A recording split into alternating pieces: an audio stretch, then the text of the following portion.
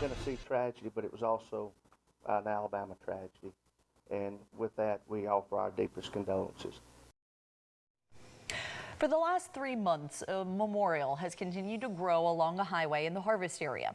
On February 15th, the Tennessee National Guard Black Hawk helicopter crashed in Madison County, killing 2 soldiers on board. Today, first responders who handled that tragedy are being highlighted. And that's how we begin News 19 at 4. I'm Christine Killemeyer. And I'm Jerry Hayes. Representatives from the Tennessee National Guard shared their thanks to the Madison County community earlier today. News 19's Alexa Harley joins us now live at the makeshift memorial along Highway 53 with more on the story. Alexa. 3 months ago, a Tennessee National Guard Black Hawk crashed here along Highway 53 and Burwell Road in Madison County. And on Monday, the Tennessee National Guard recognized the first responders who arrived on the scene ready to help.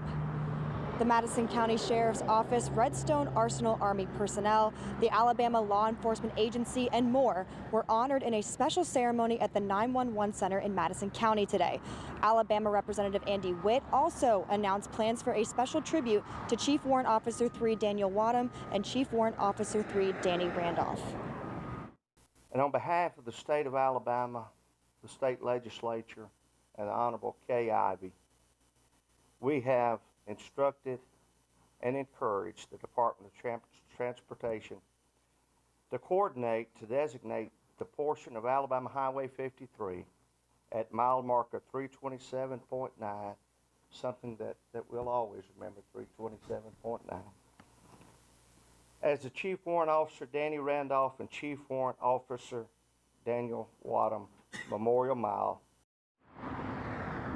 I'm told that crews will put up 2 signs, one on the northbound side of the highway and the other southbound.